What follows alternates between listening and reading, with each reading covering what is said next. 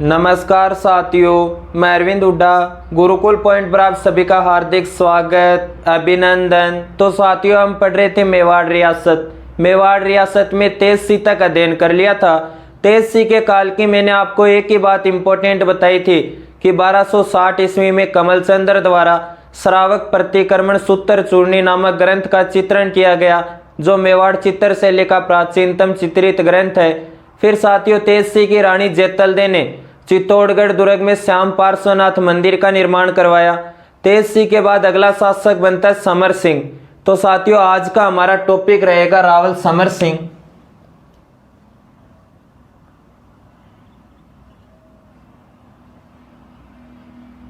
रावल समर सिंह।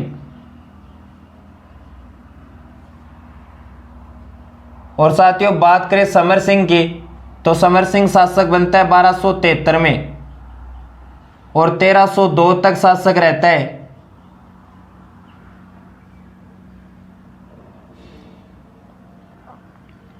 फिर साथियों, लिखना रावल 23सी का पुत्र।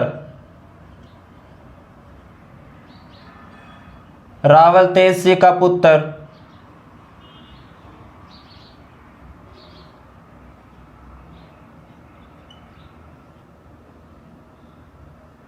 तो साथियों, 23सी के बाद 23सी का पुत्र समर सिंह शासक बनते हैं, जो 1273 ईस्वी में शासक बनते हैं और 1302 ईस्वी तक शासक रहते हैं। फिर साथियों, समर सिंह के काल से 8 शिलालेख प्राप्त हुए। तो साथियों, लिखना इनके काल से, इनके काल से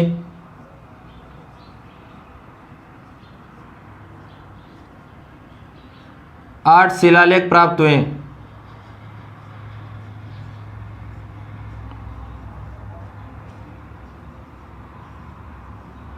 आठ शिलालेख प्राप्त हुए।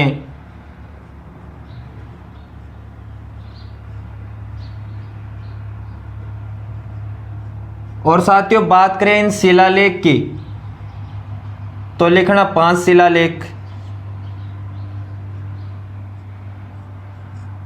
5 शिलालेख चित्तौड़ से प्राप्त।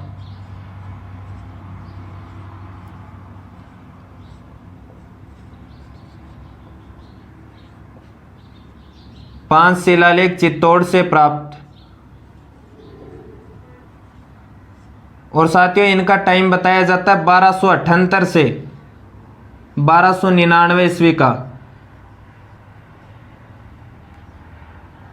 फिर साथियों, लिखना आबू शिलालेख।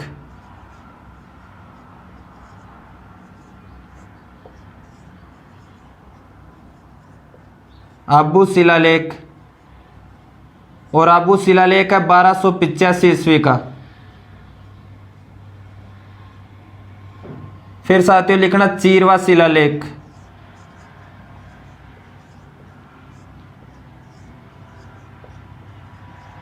चीरवा शिलालेख।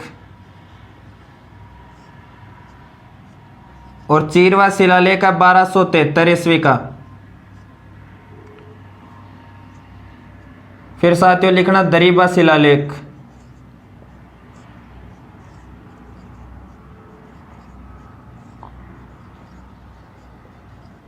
और दरीबा शिलालेख है 1299 ईस्वी का।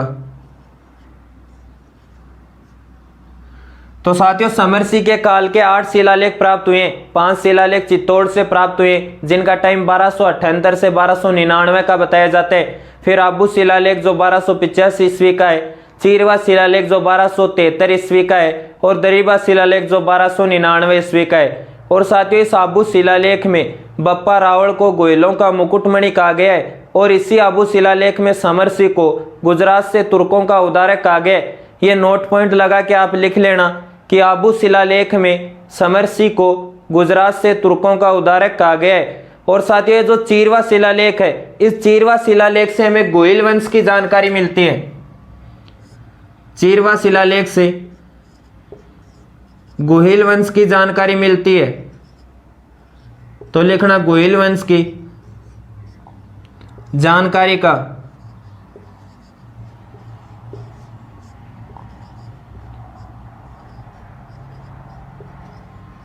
महत्वपूर्ण स्रोत।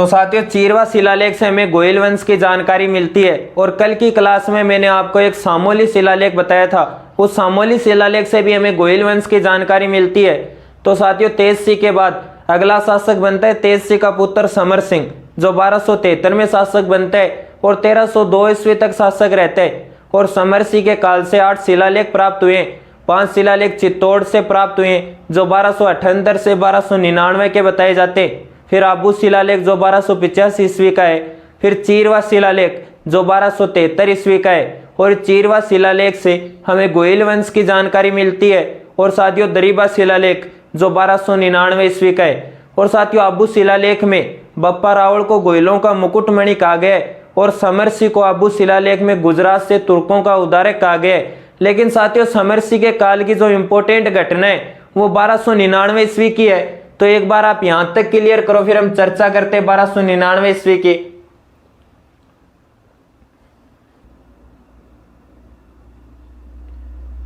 तो साथियों समर सिंह के काल की जो इंपॉर्टेंट बात निकल कर आती है वो 1299 ईस्वी की है। और 1299 ईस्वी में समर सिंह ने अलाउद्दीन खिलजी की गुजरात जा रही ईसाई सेना से टैक्स वसूल किया।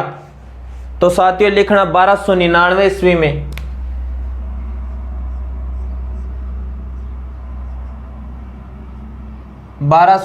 ईस्वी में अलाउद्दीन खिलजी की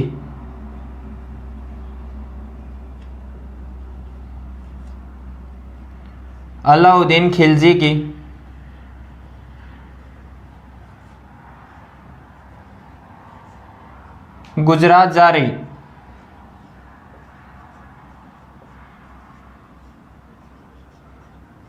जा रही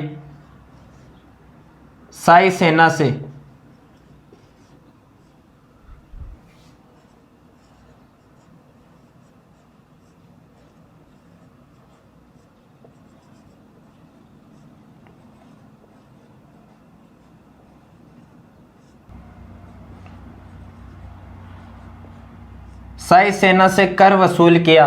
तो साथियों 1299 ईस्वी में समर सिंह ने अलाउद्दीन खिलजी की गुजरात जा रही शाही सेना से टैक्स वसूल किया। हालांकि यह बात मैंने आपको जालौर वाले टाइम बता दी थी, लेकिन अगर वापस रिपीट करूं तो साथियों राजस्थान में था मेवाड़ राज्य,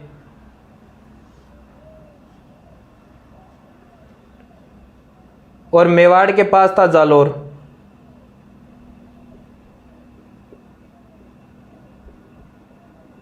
और राजस्थान के नीचे गुजरात। और साथियों दिल्ली का शासक था अलाउद्दीन खिलजी।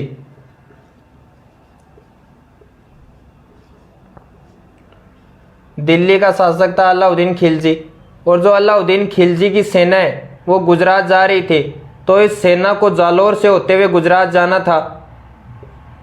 और साथियों ये घटना है 1299 ईस्वी की। तो साथियों 1299 ईस्वी में अलाउद्दीन खिलजी की सेना गुजरात जा रही थी और इस सेना को जालौर से होते हुए गुजरात जाना था, लेकिन जालौर के शासक ने नो एंट्री का बोर्ड लगा दिया और इस अलाउद्दीन खिलजी की सेना को जालौर में प्रवेश देने से मना कर दिया कि हमारी फसलों का नुकसान होगा, क्योंकि सेना है वो जब जाएगी तो उसके अंदर हाथी, ऊंट, घोड़े, गधे, कुत्ते, बिल्ली, पैदल सैनिक सभी होंगे, तो फसलों का नुकसान होगा। तो इस जालौर के शासक ने अलाउद्दीन खिलजी की सेना को जालौर में प्रवेश देने से मना कर दिया। तो अलाउद्दीन खिलजी की सेना के सेनापति थे उल्लू खां और नुसरत खां। तो उल्लू खां और नुसरत खां ने सोचा कि यह समाचार हम जब दिल्ली पहुंचाएंगे, दिल्ली से जवाब आएगा तो हम लेट हो जाएंगे, तो पास में मेवाड़ राज्य, हम मेवाड़ से होते हुए गुजरात चलते। तो साथियों अलाउद्दीन खिलजी की जो सेना है वो जालौर से मेवाड़ आ जाती है और इस समय मेवाड़ का शासक था समर सिंह।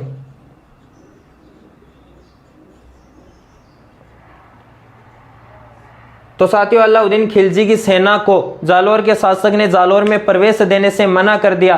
तो जो अलाउद्दीन खिलजी की सेना उसने सोचा कि पास में मेवाड़ राज्य और हम मेवाड़ से होते हुए गुजरात चलते हैं, तो ये जालौर से मेवाड़ आ जाती है और इधर समर सिंह आ गया। और समर सिंह ने कहा कि क्यों नाथी का बाड़ा समझ रखा है क्या कि जालौर के शासक ने प्रवेश नहीं दिया तो तुम मेवाड़ से होते हुए गुजरात चले जाओगे, हमारी भी फसलों का नुकसान होगा और तुम्हें मेवाड़ से अगर गुजरात जाना है तो टैक्स देना होगा, जो हमारी फसलों का नुकसान होगा उसका जुर्माना देना होगा। तो उल्लू खां और नुसरत खां ने सोचा कि हम समर सिंह को एक बार टैक्स देकर गुजरात चलते हैं और वापस जब दिल्ली लौटेंगे तो अलाउद्दीन खिलजी को बता देंगे कि जालौर के शासक ने हमें जालौर में प्रवेश देने से मना कर दिया और मेवाड़ के शासक समर सिंह ने हमसे टैक्स लिया और गुजरात जाने दिया।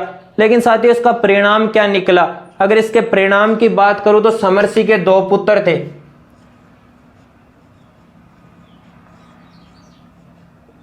समर सिंह के 2 पुत्र थे।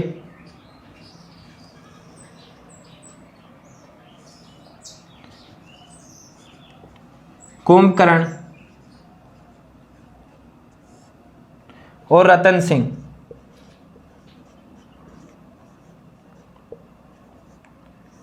तो साथियों, समर सिंह ने 1299 ईस्वी में अलाउद्दीन खिलजी की सेना से टैक्स वसूल किया और 1302 ईस्वी में समर सिंह की मृत्यु हो गई।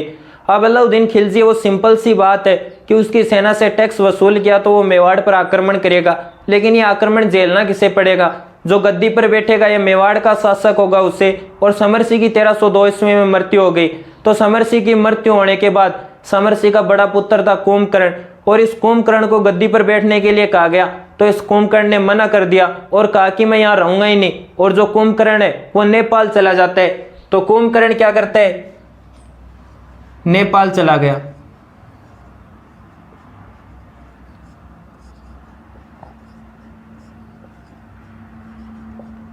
और साथियों, कुंभकर्ण है ये नेपाल में गोइल वंश की स्थापना कर देता है। नेपाल में गोइल वंश की स्थापना कर दी।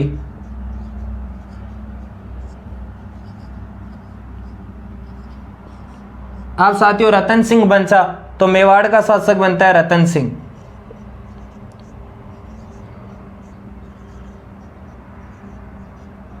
और रतन सिंह शासक बनता है 1302 में, और 1303 तक मेवाड़ का शासक रहता है।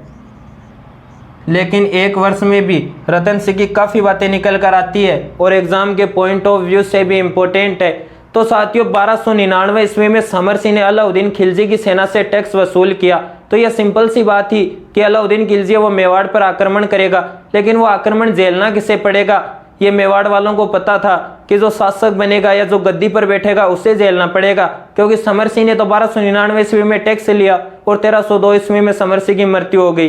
तो समर सिंह की मृत्यु के बाद समर सिंह का बड़ा पुत्र था कुंभकर्ण, और इस कुंभकर्ण को गद्दी पर बैठने के लिए कहा गया, लेकिन इस कुंभकर्ण ने मना कर दिया और जो कुंभकर्ण है वो नेपाल चला जाता है और नेपाल में गोइल वंश की स्थापना कर दी। तो नेपाल में गोइलों का संस्थापक कौन है? तो नेपाल में गोइलों का संस्थापक है कुंभकर्ण। अब साथियों, रतन सिंह बचा तो समर सिंह के बाद शासक बनता है रतन सिंह। रतन सिंह शासक बना 1302 ईस्वी में और 1303 ईस्वी तक शासक रहते 1 वर्ष तक। लेकिन 1 वर्ष में भी रतन सिंह की काफी बातें निकल कर आती है और एग्जाम के पॉइंट ऑफ व्यू से भी इंपॉर्टेंट है। फिर साथियों, समर सिंह का एक दरबारी विद्वान था, यह भी लिख लेना, दरबारी विद्वान।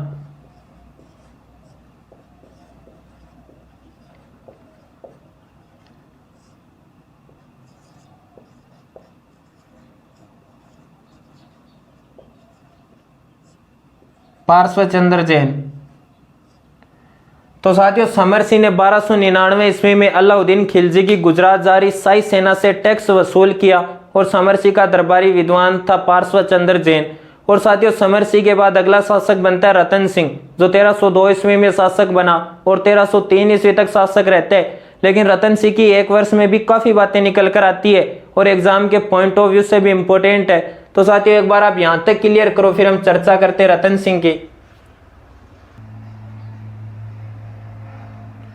अब साथियों, बात करें रतन सिंह की, तो रतन सिंह है गोइल वंश का अंतिम शासक है, रावल शाखा का अंतिम शासक है और रावल की उपाधि धारण करने वाला अंतिम शासक है। रतन सिंह शासक बनता है 1302 ईस्वी में और 1303 ईस्वी तक शासक रहता है। लेकिन 1 वर्ष में भी रतन सिंह की काफी बातें निकल कर आती है और एग्जाम के पॉइंट ऑफ व्यू से भी इंपॉर्टेंट है। तो साथियों, लिखना रावल रतन सिंह। और रतन सिंह का शासनकाल है 1302 ईस्वी से 1303 ईस्वी तक।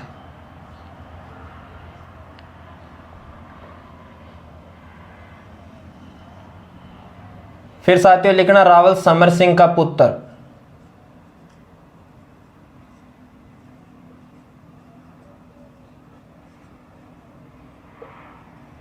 रावल समर सिंह का पुत्र।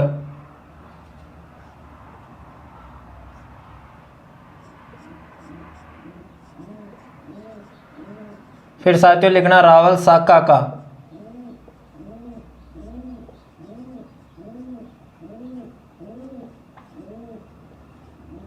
अंतिम शासक।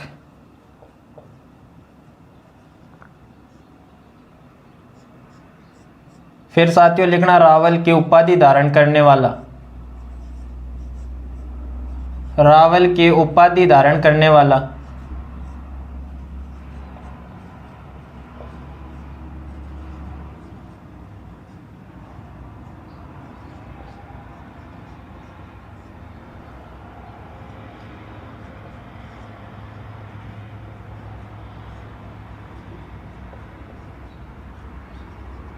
अंतिम शासक। तो साथियों रतन सिंह है वो गोहिल वंश का अंतिम शासक है। जब हम मेवाड़ के सामान्य जानकारी की बात कर रहे थे तो मैंने आपको बताया था कि 566 ईस्वी में गोहिल वंश का संस्थापक था गुहादित्य और गोहिल वंश का अंतिम शासक 1303 ईस्वी में रतन सिंह था। तो साथियों रतन सिंह शासक बनता है 1302 ईस्वी में और 1303 ईस्वी तक शासक रहते। रतन सिंह समर सिंह का पुत्र था। रावल शाखा का अंतिम शासक है और रावल की उपाधि धारण करने वाला अंतिम शासक है। फिर साथियों बात करें रतन सिंह के इतिहास की, तो रतन सिंह के इतिहास की जानकारी मिलती है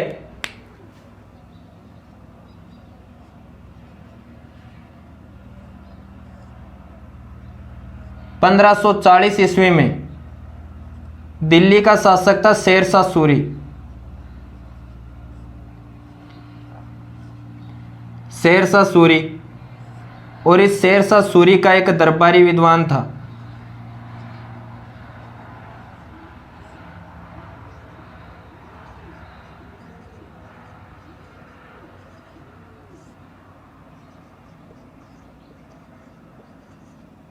मलिक मोहम्मद जायसी।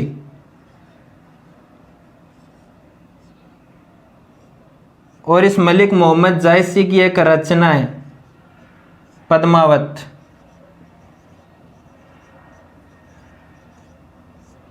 और साथियों बात करें इस रचना पद्मावत की तो इसकी भाषावधि है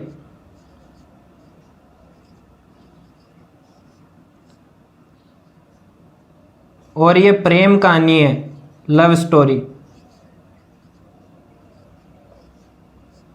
और साथियों बात करें इसके विरोधी और समर्थक की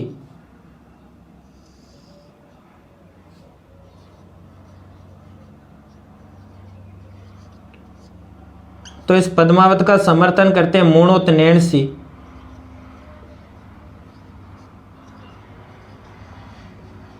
मुणोतनेणसी और कर्नल टोड।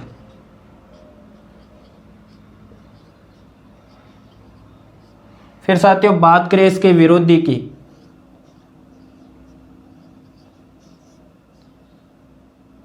तो इसका विरोध करते हैं सूर्यमल मिश्रण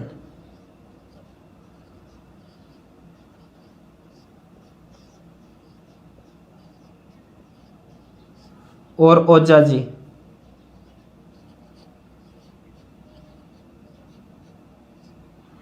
तो साथियों बात करें रतन सिंह के इतिहास की तो 1540 ईस्वी में दिल्ली का शासक था शेरशाह सूरी और इस शेरशाह सूरी का एक दरबारी विद्वान था मलिक मोहम्मद जायसी और इस मलिक मोहम्मद जायसी की एक रचना पद्मावत। और बात करें इस पद्मावत की तो इसकी भाषावधि है और यह प्रेम कहानी है, लव स्टोरी।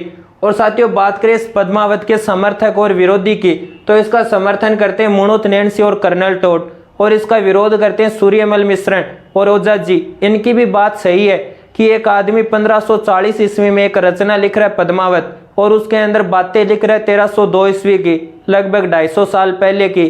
तो कुछ बातें काल्पनिक भी हो सकती है, लेकिन साथियों रतन सिंह के जो इतिहास की जानकारी है वो हमें इस रचना पद्मावत से मिलती है। और इस मलिक मोहम्मद जायसी ने अपनी इस रचना पद्मावत में बताए कि सीएल प्रदेश था श्रीलंका में,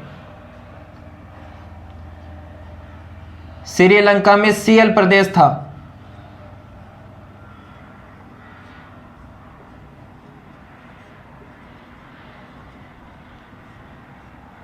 और इस सीएल प्रदेश का राजा था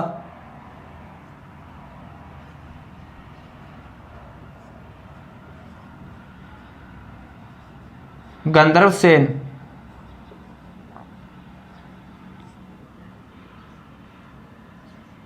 और सीएल प्रदेश की रानी थी चंपावती।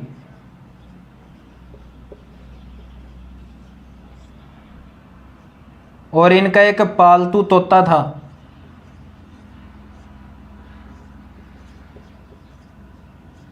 ईरामन।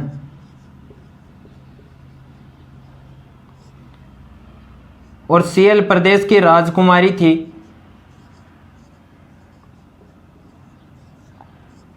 पद्मिनी।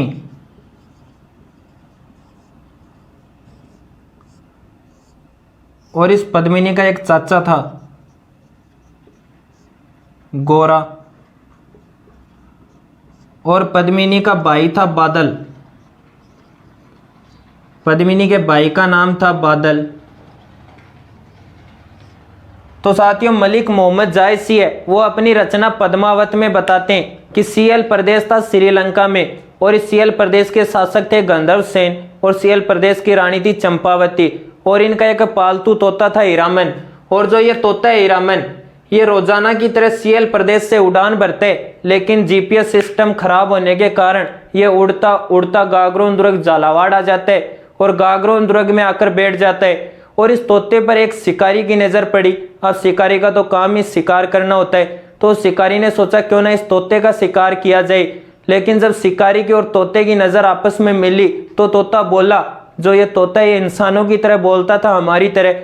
तो उस शिकारी ने सोचा कि इस तोते का शिकार ना करके अगर इस तोते को पकड़ लिया जाए और इस तोते को मैं किसी सेठ राजा या महाराजा को बेचूं तो मुझे उचित धनराशि प्राप्त हो सकती है। तो उस शिकारी ने इस तोते को पकड़ लिया और इस तोते को ले जाकर रतन सिंह को दिया और कहा कि इस तोते को आप खरीद लो, ये तोता बोलता है। और उस शिकारी ने इस तोते को बुलाकर सुनाया तो रतन सिंह ने इस तोते को रख लिया। अब साथियों, जो तोता है वो बोलता था तो सिंपल सी बात है कि ये समझता भी था। तो इस तोते ने रतन सिंह का साम्राज्य देखा तो इस तोते ने रतन सिंह से कहा कि आपका साम्राज्य तो बहुत अच्छा है, लेकिन मुझे एक चीज की कमी नजर आ रही है।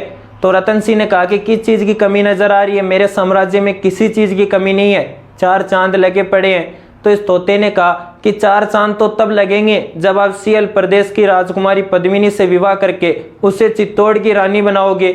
और जो तोता है वो रतन सिंह को पद्मिनी की सुंदरता के बारे में बताते हैं कि पद्मिनी है वो जब पानी पीती है तो उसके गले से पानी बहता हुआ नजर आता है, अगर उसे कोई नाखून भी लगा दे तो उसे खून आ जाए, इतनी सुंदर है पद्मिनी। और जो तोता है वो पद्मिनी की सुंदरता के बारे में बढ़ा चढ़ाकर इस रतन सिंह को बताता है। और जो तोता है वो रोजाना रतन सिंह के सामने पद्मिनी की सुंदरता की प्रशंसा करता है। तो इस रतन सिंह ने भी सोचा कि इतनी क्या सुंदर है यार, और अगर इतनी सुंदर है तो ऐसी सुंदरी के दर्शन होने चाहिए। तो रतन सिंह वो जोगी का वेश बनाते हैं और सीएल प्रदेश चले जाते हैं। रतन सिंह क्या करते हैं? जोगी का वेश बनाते हैं। रतन सिंह जोगी का वेश बनाकर सीएल प्रदेश चले जाते हैं और पद्मिनी को देखने के लिए सीएल प्रदेश की गलियों में घूमते रहते हैं। तो सीएल प्रदेश के शासक गंधर्व सेन की नजर रतन सिंह पर पड़ी। तो गंधर्व सेन ने रतन सिंह के हाव भाव से पता किया कि यह कोई जोगी तो नहीं हो सकता। तो गंधर्व सेन ने अपने सैनिकों को आदेश दिया कि जोगी को गिरफ्तार करके लेके आओ। तो जो सैनिक हैं वो रतन सिंह को गिरफ्तार करके गंधर्व सेन के पास ले जाते। तो गंधर्व सेन ने रतन सिंह से कहा कि आपके हाव भाव देखकर नहीं लगता कि आप जोगी हो, आप कौन हो? तो रतन सिंह ने सोचा कि पता चल ही गया तो बता देते। तो इस रतन सिंह ने कहा कि उत्तर भारत के अंदर एक राज्य है मेवाड़ राज्य, और मैं मेवाड़ का शासक हूँ। अब गंधर्व सेन ने मेवाड़ का नाम सुन रखा होगा। तो गंधर्व सेन ने कहा कि आप मेवाड़ के महाराजा हो और हमारी रियासत में छोटे से साम्राज्य में आपका जोगी बनकर आने का क्या मतलब? अगर आप सामने से ऐलान करवा के आते कि मेवाड़ के महाराजा आ रहे हैं तो हम आपका सामने से स्वागत करते। तो इस रतन सिंह ने कहा कि आपका एक तोता है हीरामन। तो गंधर्व सेन ने कहा कि हाँ, और वो कुछ दिनों से गायब है। तो इस रतन सिंह ने कहा कि वो आपके यहाँ से कुछ दिनों से गायब है, लेकिन वो हमारे पास है मेवाड़ में, और उस हीरामन तोते ने हमारी नींद चैन आराम कर रखी है। तो गंधर्व सेन ने कहा कि क्या हुआ? तो इस रतन सिंह ने बताया कि उस तोते ने आपकी राजकुमारी या पुत्री पद्मिनी की सुंदरता के बारे में बहुत बढ़ा चढ़ाकर बताया, तो मैं पद्मिनी को देखने के लिए आपके साम्राज्य में आया और मेरी इच्छा है कि मेरा विवाह पद्मिनी से हो जाए। तो इस गंधर्व सेन ने कहा कि यह हमारे लिए सौभाग्य की बात है कि मेवाड़ के महाराजा से हमारी पुत्री या राजकुमारी का विवाह होगा। और जो गंधर्व सेन है वो रतन सिंह से पद्मिनी का विवाह कर देते हैं। और रतन सिंह है भाई साहब, वो पद्मिनी को देखने के लिए गए थे और विवाह करके वापस लौटे। तो रतन सिंह पद्मिनी से विवाह करके जब वापस चित्तौड़ लौटते हैं तो इनका भव्य स्वागत किया जाता है।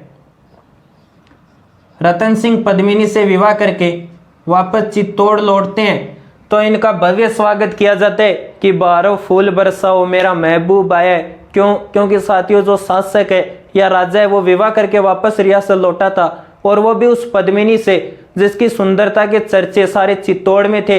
तोते ने पद्मिनी की सुंदरता के बारे में सबको बता रखा था। और साथियों इस रतन सिंह का एक दरबारी विद्वान था या दरबारी पंडित, और रतन सिंह के दरबारी पंडित का नाम था राघव चेतन।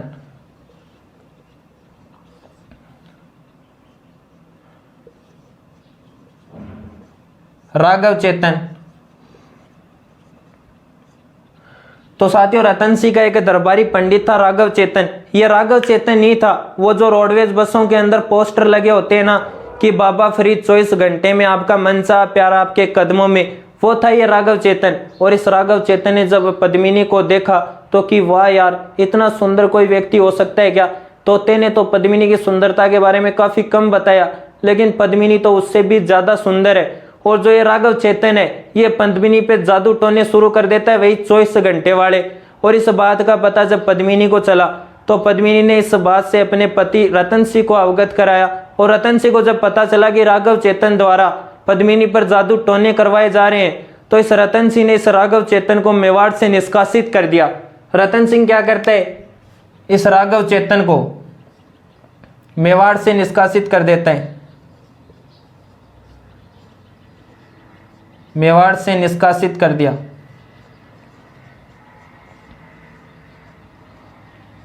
और साथियों ये जो राघव चेतन है ये अलाउद्दीन खिलजी की शरण में चला जाता है। तो साथियों जो राघव चेतन है वो उस पद्मिनी पे जादू टोने करना शुरू कर देता है, वही 24 घंटे वाले। और इस बात का पता जब पद्मिनी को चला तो पद्मिनी ने अपने पति रतन सिंह को इस बात से अवगत कराया। और रतन सिंह को जब पता चला कि राघव चेतन द्वारा पद्मिनी पे जादू टोने करवाए जा रहे तो इस रतन सिंह ने इस राघव चेतन को मेवाड़ से निष्कासित कर दिया। और साथियों पहले वाले समय में जो शासक होता था वो किसी व्यक्ति को अगर राज्य से निष्कासित कर देता था तो ये सिंपल सी बात थी कि वो उसके दुश्मन के साथ जाकर बैठता था। और रतन सिंह का दुश्मन कौन था, तो रतन सिंह का दुश्मन था अलाउद्दीन खिलजी। क्योंकि रतन सिंह के पिता समर सिंह ने 1299 ईस्वी में अलाउद्दीन खिलजी की शाही सेना से टैक्स वसूल किया था। तो जो राघव चेतन है यह अलाउद्दीन खिलजी की शरण में चला जाता है और अलाउद्दीन खिलजी को पद्मिनी की सुंदरता के बारे में बढ़ा चढ़ाकर बताता है। जितना इस तोते हीरामन ने रतन सिंह को पद्मिनी की सुंदरता के बारे में बताया उससे भी बढ़ा चढ़ाकर इस राघव चेतन ने अलाउद्दीन खिलजी को पद्मिनी की सुंदरता के बारे में बताया कि रानी तो चित्तौड़ की है, जो पानी पीती है तो गले से बहता हुआ नजर आता है, अगर कोई नाखून लगा दे तो उसके खून आ जाए। और अगर आप रानी चित्तौड़ की रानी को देखोगे पद्मिनी को तो देखते रह जाओगे। और अलाउद्दीन खिलजी को प्रेरित करता है कि अलाउद्दीन खिलजी जल्द से जल्द मेवाड़ पर आक्रमण करे। अब साथियों अलाउद्दीन खिलजी है वो मेवाड़ पर आक्रमण करते हैं। तो एक बार आप यहां तक क्लियर करो फिर हम चर्चा करते हैं अलाउद्दीन खिलजी के मेवाड़ पर आक्रमण की। तो साथियों अब बात करें अलाउद्दीन खिलजी के मेवाड़ पर आक्रमण के प्रमुख कारण की।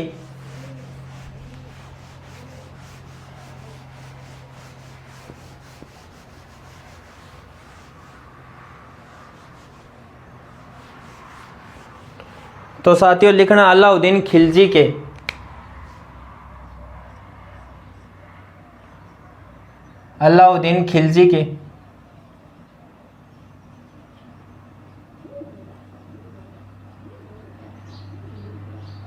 आक्रमण के प्रमुख कारण।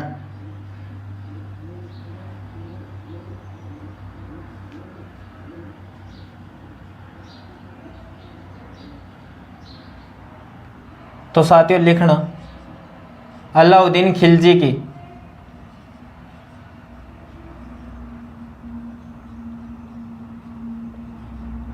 अलाउद्दीन खिलजी की साम्राज्यवादी महत्वाकांक्षा।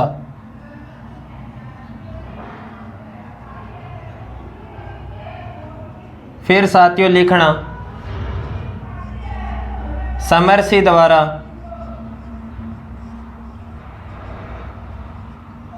समरसी द्वारा गुजरात जा रही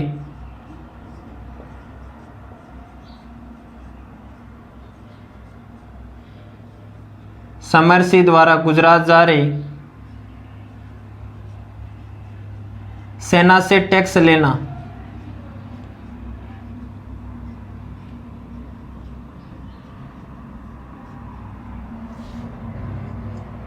फिर साथियों लिखना चित्तौड़ का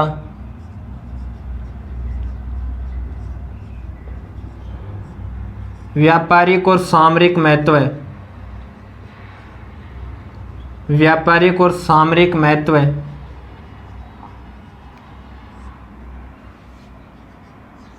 फिर साथियों लिखना रतन सिंह की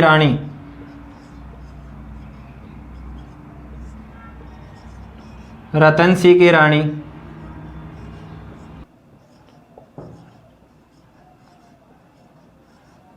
पद्मिनी की सुंदरता।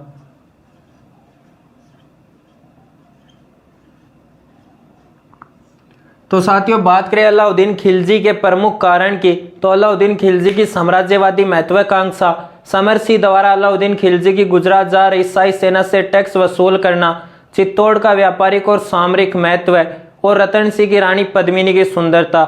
और साथियों जो अलाउद्दीन खिलजी है वो 26 जनवरी 1303 ईस्वी को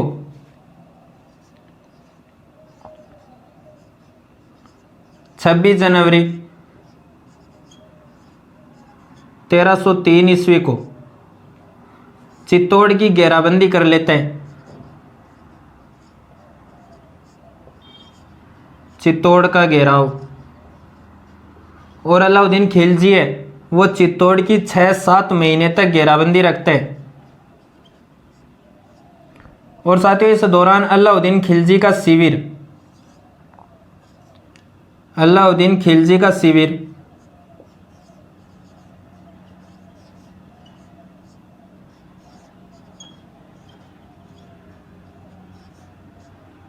चित्तौड़ी नामक डूंगरी पर लगाया गया। और साथियों इन 6-7 महीने में इनके बीच छोटी मोटी मुठभेड़ हुई, जिसके अंदर सिसोदा ग्राम के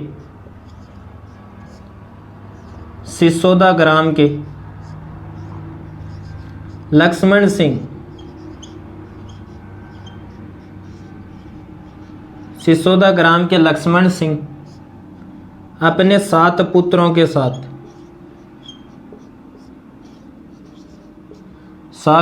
के साथ वीरगति को प्राप्त हो गए। तो साथियों अलाउद्दीन खिलजी 26 जनवरी 1303 ईस्वी को चित्तौड़ की घेराबंदी कर लेते हैं और 6-7 महीने तक चित्तौड़ की घेराबंदी रखते हैं। इस दौरान अलाउद्दीन खिलजी का शिविर चित्तौड़ी नामक डूंगरी पर लगाया गया। और साथियों इन 6-7 महीने में इनके बीच छोटी मोटी मुठभेड़ हुई, जिसके अंदर सिसोदा ग्राम के लक्ष्मण सिंह अपने 7 पुत्रों के साथ वीरगति को प्राप्त हो गए। लेकिन अलाउद्दीन खिलजी है वो ना तो चित्तौड़ पर अधिकार कर पाया, ना रतन सिंह को हरा पाया और ना पद्मिनी को ले जा पाया। तो इस अलाउद्दीन खिलजी ने अपनी कूटनीति का प्रयोग किया और एक पत्र लिखा कि रतन सिंह जी, मेरा ऐसा कोई उद्देश्य नहीं है कि मैं चित्तौड़ पर अधिकार करूं या चित्तौड़ पर आक्रमण करूं, लेकिन आपके दरबारी पंडित राघव चेतन द्वारा आपकी रानी पद्मिनी की सुंदरता के बारे में बढ़ा चढ़ाकर बताए जाने के कारण मेरा मन आपकी रानी पद्मिनी को देखने का हुआ। लेकिन मुझे 6-7 महीने हो गए, मैंने अभी तक पद्मिनी को नहीं देखा। अगर आप अपनी रानी पद्मिनी को मुझे देखने दोगे तो मैं घेराबंदी हटाकर वापस दिल्ली चला जाऊंगा। और ये पत्र रतन सिंह को दे देते हैं। रतन सिंह ने जब वो पत्र पढ़ा तो साथियों ये पॉसिबल नहीं था, क्योंकि जो राजपूत महिला वो पर्दे के अंदर रहा करती थी तो उसे देखना पॉसिबल नहीं था। लेकिन फिर भी रतन सिंह ने पद्मिनी से बात की तो पद्मिनी ने कहा कि ठीक है, तुम अलाउद्दीन खिलजी को पत्र लिखो और कहो कि तुम्हें पद्मिनी को डायरेक्ट देखने नहीं दिया जाएगा, पद्मिनी को दर्पण के सामने खड़ा कर दिया जाएगा दर्पण में प्रतिबिंब बनेगा उल्टा और दर्पण का प्रतिबिंब पानी में बनेगा सीधा, तो पानी में पद्मिनी को देखना और घेराबंदी हटाकर वापस दिल्ली चले जाना। और रतन सिंह ने इस अलाउद्दीन खिलजी को यह पत्र लिख दिया। अब अलाउद्दीन खिलजी ने तो अपनी कूटनीति का प्रयोग किया था तो हाँ कर दी। अब अलाउद्दीन खिलजी वो चित्तौड़ दुर्ग में आता है। तो साथियों ये जो परंपरा होती है कि जब कोई मेहमान आता है तो उसे गेट तक लाने के लिए जाते हैं और वो जब वापस जाता है तो उसे गेट तक छोड़ने के लिए जाते हैं। तो रतन सिंह है वो इस अलाउद्दीन खिलजी को लाने के लिए गेट तक गया और इस अलाउद्दीन खिलजी को लाकर पानी के कुंड के पास खड़ा कर दिया। इनकी जो प्लानिंग थी उसके हिसाब से इन्होंने अरेंजमेंट कर दिया। एक दर्पण लगाया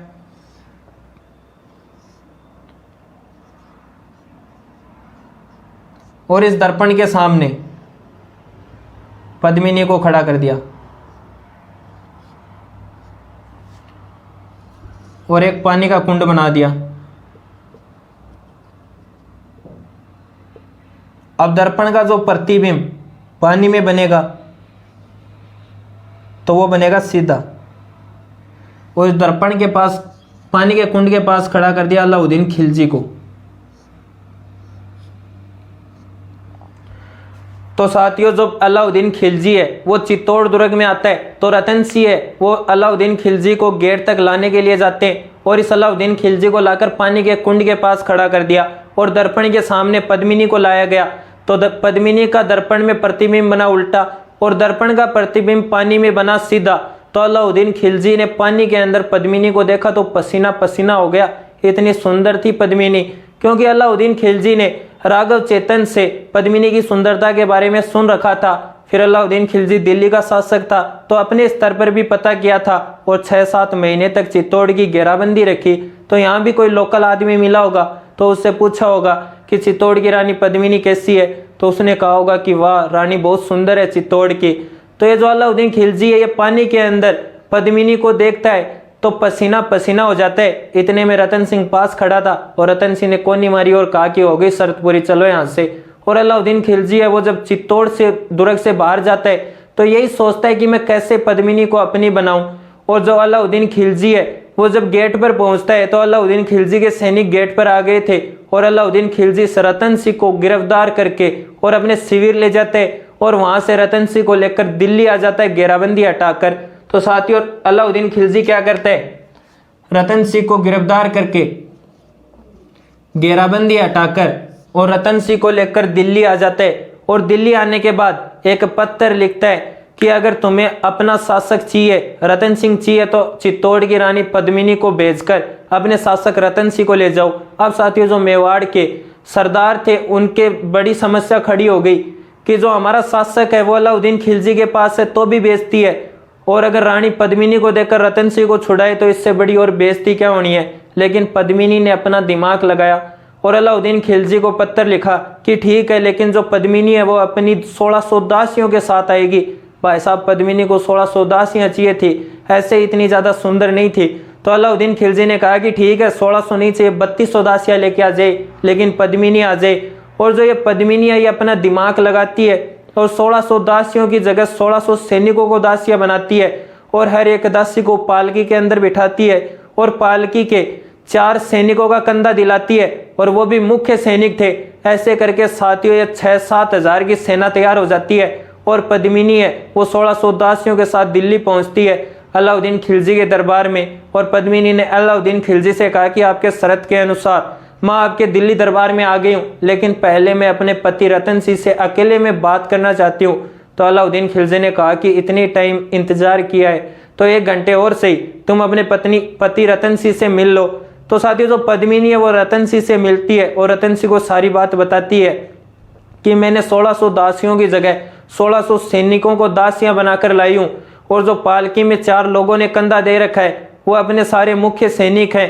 6-7 हजार की सेना है हमारे पास और रतन सिंह और पद्मिनी है वो दोनों प्लानिंग करके मेवाड़ की तरफ भागते हैं। अब साथियों अलाउद्दीन खिलजी की सेना वो इनका पीछा करती है तो इनके बीच जो छोटी मोटी मुठभेड़ होती है उसके अंदर इस पद्मिनी के चाचा गोरा और भाई बादल है वो अलाउद्दीन खिलजी की सेना से लड़ते हुए वीरगति को प्राप्त हो जाते हैं और रतन सिंह और पद्मिनी है वो चित्तौड़ आ जाते हैं। अब अलाउद्दीन खिलजी ने सोचा कि पद्मिनी मेरे दिल्ली दरबार में आई और वापस चली गई तो वो मेरी तो नहीं होना चाहती, और जो मेरी नहीं हो सकती वो किसी की नहीं हो सकती। Attack on Chittor. अब अलाउद्दीन खिलजी है वो 25 अगस्त 1303 ईस्वी को चित्तौड़ पर आक्रमण करते हैं। तो साथियों एक बार आप यहां तक क्लियर करो, फिर हम चर्चा करते हैं अलाउद्दीन खिलजी के आक्रमण की।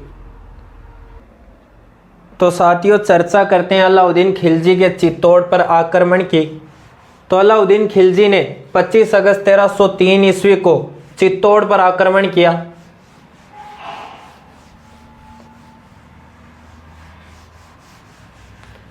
तो साथियों लिखना 25 अगस्त 1303 ईस्वी। 25 अगस्त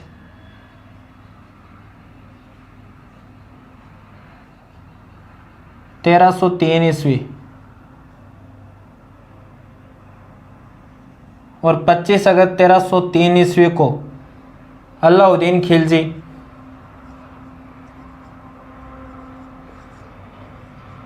अलाउद्दीन खिलजी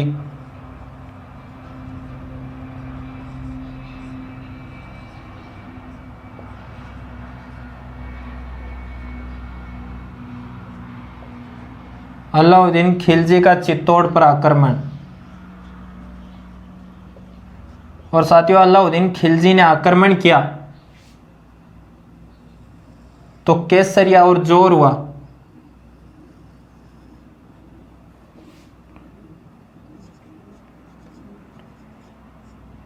केसरिया होता है रावल रतन सिंह के नेतृत्व में। रावल रतन सिंह के नेतृत्व में रावल रतन सिंह के नेतृत्व में। और साथियों जोर होता है रानी पद्मिनी।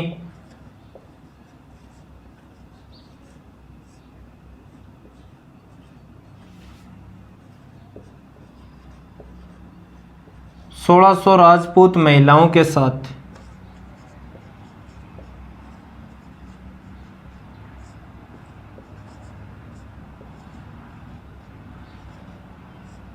तो साथियों रावल रतन सिंह के नेतृत्व में केसरिया होता है और रानी पद्मिनी 1600 राजपूत महिलाओं के साथ जोर होता है।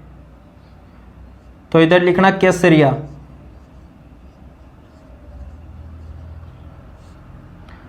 और रानी पद्मिनी के नेतृत्व में जोर होता है। और मैंने आपको बताया था कि जोर और केसरिया दोनों तो उसे साका कहते हैं। और साथियों बात करें साके की तो लिखना चित्तौड़ का। चित्तौड़ का प्रथम साका। फिर साथियों लिखना राजस्थान का दूसरा साका।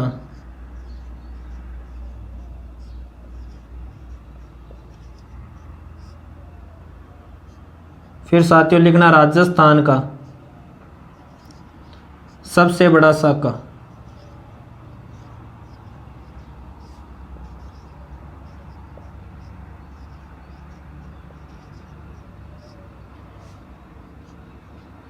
और साथियों 26 अगस्त को अलाउद्दीन खिलजी का चित्तौड़ पर अधिकार हो जाता है।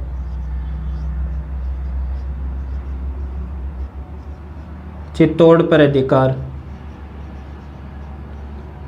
तो अलाउद्दीन खिलजी है वो चित्तौड़ का नाम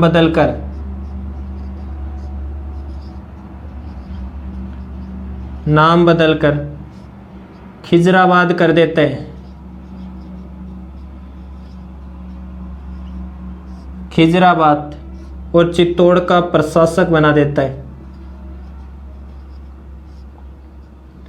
अपने पुत्र खिजर खां को।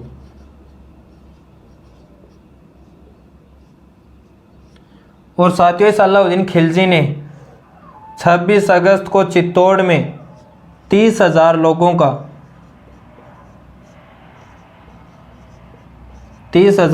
का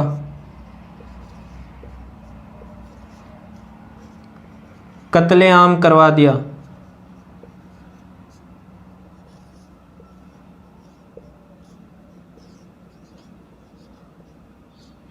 तो साथियों 25 अगस्त 1303 ईस्वी को अलाउद्दीन खिलजी चित्तौड़ पर आक्रमण करते हैं तो रावल रतन सिंह के नेतृत्व में केसरिया होता है और रानी पद्मिनी के नेतृत्व में जोर होता है। और केसरिया और जोर क्या होता है? तो साथियों जो राजपूत योद्धा है वो केसरिया धारण करके युद्ध भूमि में कूद जाते थे। उन्हें अगर पता होता कि हमारे पास सेना कम है और युद्ध भूमि में हम वीरगति को प्राप्त होंगे तो साथियों वो केसरिया धारण करके युद्ध भूमि में कूद जाते और ज्यादा से ज्यादा दुश्मन सेना को हानि पहुंचाते। और इधर साथियों जो दुर्ग के अंदर महिला होती थी वो आग जला लिया करती थी, यज्ञ करती थी और श्रृंगार करके अपने चरित्र की रक्षा के लिए, अपने आत्म सम्मान की रक्षा के लिए अग्नि के अंदर प्रवेश कर जाती थी, तो उसे जोर कहते हैं। तो साथियों रावल रतन सिंह के नेतृत्व में केसरिया होता है और रानी पद्मिनी के नेतृत्व में जोर होता है। और जब केसरिया और जोर दोनों होते हैं तो मैंने आपको बताया था कि साका होता है। और साथियों बात करें चित्तौड़ के साके की तो यह चित्तौड़ का प्रथम साका है, राजस्थान का दूसरा साका है, राजस्थान का सबसे बड़ा साका है। और 26 अगस्त को अलाउद्दीन खिलजी का चित्तौड़ पर अधिकार हो जाता है। अलाउद्दीन खिलजी चित्तौड़ का नाम बदलकर कर देता है खिजराबाद और चित्तौड़ का प्रशासक बना देता है अपने पुत्र खिजर खां को। और साथियों 26 अगस्त को अलाउद्दीन खिलजी ने चित्तौड़ में बेगुना 30,000 लोगों का कत्ल करवा दिया। और साथियों चित्तौड़ के साके का जो वर्णन है वो कहाँ मिलता है? तो साथियों लिखो ना, आंखों देखा वर्णन, आंखों देखा वर्णन।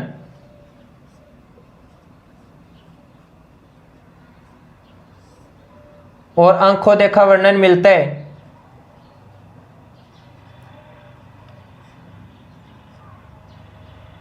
खजाइनुल फुतुह, खजाइनुल फुतुह में। और साथियों ये अमीर खुसरो की रचना है।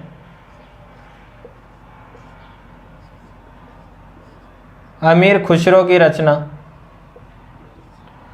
तो साथियों 25 अगस्त 1303 ईस्वी को अलाउद्दीन खिलजी चित्तौड़ पर आक्रमण करता है तो केसरिया रावल रतन सिंह के नेतृत्व में होते हैं और जो जोर है वो रानी पद्मिनी 1600 राजपूत महिलाओं के साथ करती है। और साथियों केसरिया और जोर दोनों होते हैं तो साका होता है। और बात करें चित्तौड़ के साके की तो यह चित्तौड़ का प्रथम साका है, राजस्थान का दूसरा साका है, राजस्थान का सबसे बड़ा साका है। फिर 26 अगस्त को चित्तौड़ पर अलाउद्दीन खिलजी का अधिकार हो जाता है। अलाउद्दीन खिलजी चित्तौड़ का नाम बदलकर खिजराबाद कर देते हैं और यहाँ का चित्तौड़ का प्रशासक बना देता है अपने पुत्र खिजर खां को।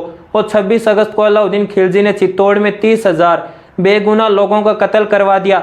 और साथियों चित्तौड़ के साके का आंखों देखा वर्णन अमीर खुसरो की रचना खजाइनुल फुतुह में मिलता है। अब साथियों मैंने आपको बताया था कि जो गुइल वंश है उसने मेवाड़ में 566 ईस्वी से 1303 ईस्वी तक शासन किया था।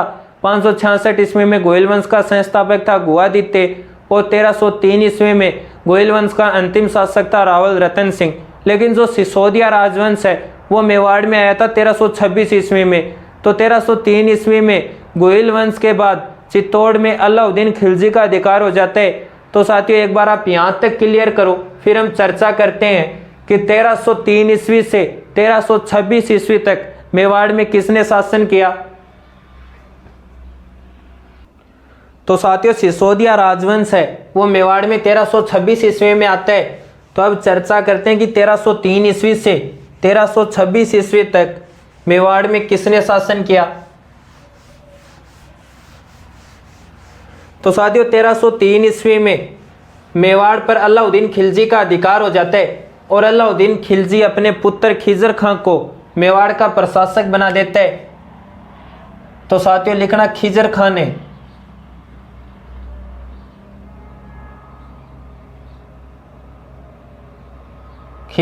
ने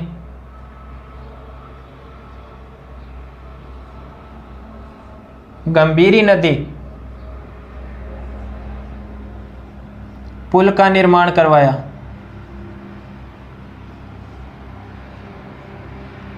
पुल का निर्माण करवाया।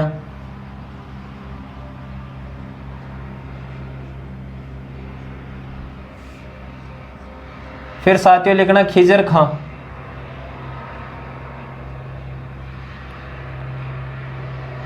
खां चित्तौड़।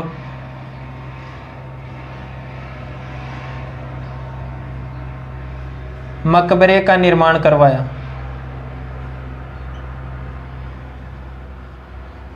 मकबरे का निर्माण करवाया।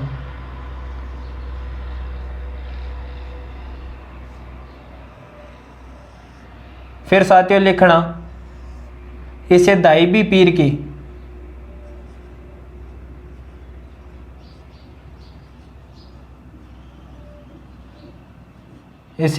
पीर की दरगाह कहा जाता है।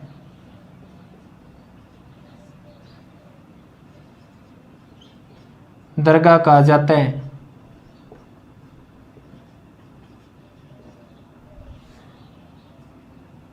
फिर साथियों लिखना इस पर 1310 ईस्वी में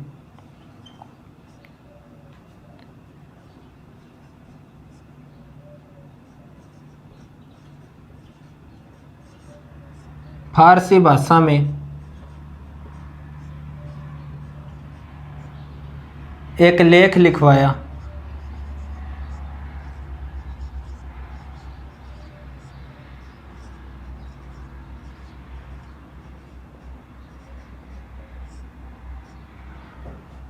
फिर साथियों लिखना इस लेख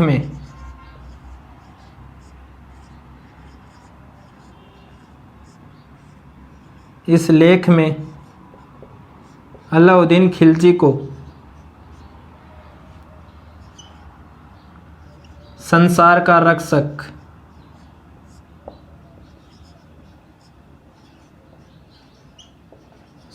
का रक्षक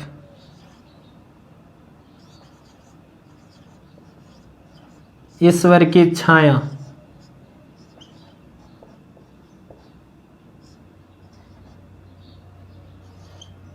और दूसरा सिकंदर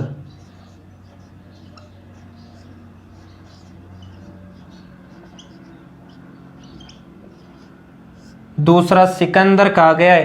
तो साथियों 1310 ईस्वी में इस मकबरे पर एक लेख लिखवाया फारसी भाषा में, और इस लेख में अलाउद्दीन खिलजी को संसार का रक्षक, ईश्वर की छाया और दूसरा सिकंदर कहा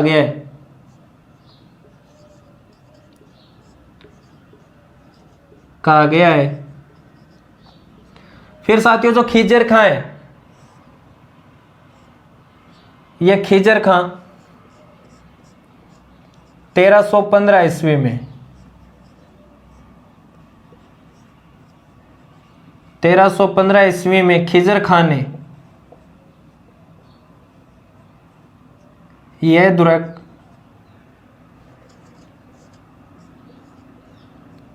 मालदेव सोनगरा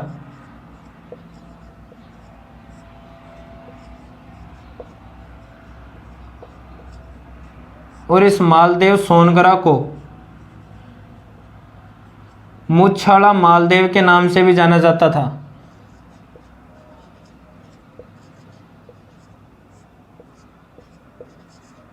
मालदेव सोनगरा को सौंप कर चला गया।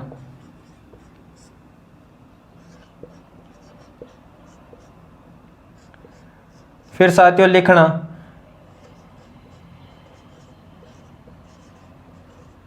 मालदेव सोनगरा के बाद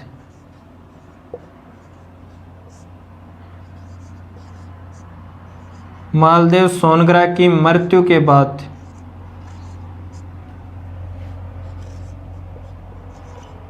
चित्तौड़ पर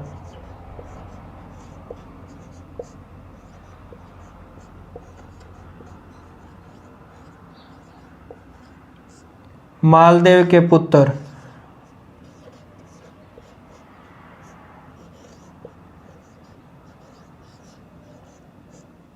बनवीर सोनगरा का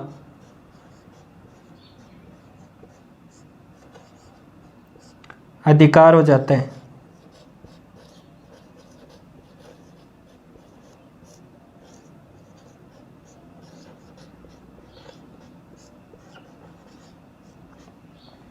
तो साथियों खिजर खान ने गंभीरी नदी पुल का निर्माण करवाया और खिजर खान चित्तौड़ में मकबरे का निर्माण करवाता है। इसे दाइबी पीर की दरगाह कहा जाता है। 1310 ईस्वी में इस मकबरे पर फारसी भाषा में एक लेख लिखवाया गया और इस लेख में अलाउद्दीन खिलजी को संसार का रक्षक, ईश्वर की छाया और दूसरा सिकंदर कहा गया। और साथियों जो खिजर खां है वो 1315 ईस्वी में जो चित्तौड़ दुर्ग है वो मालदेव सोनगरा को सौंप कर चला जाता है। और इस मालदेव सोनगरा को बड़ी बड़ी मूछ होने के कारण मूछाला मालदेव के नाम से जाना जाता था। और साथियों जो मालदेव सोनगरा है ये जालोर के शासक कानड़ देव का भाई था। तो 1315 ईस्वी में खिजर खां चित्तौड़ दुर्ग मालदेव सोनगरा को सौंप कर चला जाता है। और मालदेव सोनगरा की मृत्यु के बाद मालदेव के पुत्र बनवीर सोनगरा का चित्तौड़ पर अधिकार हो जाता है। और साथियों जो सिसोदिया वंश है, सिसोदिया राजवंश मेवाड़ में 1326 ईस्वी में आता है। सिसोदिया राजवंश का संस्थापक है राणा हमीर सिसोदिया। तो साथियों राणा हमीर सिसोदिया की चर्चा करेंगे हम हमारी नेक्स्ट क्लास में। Thank you so much.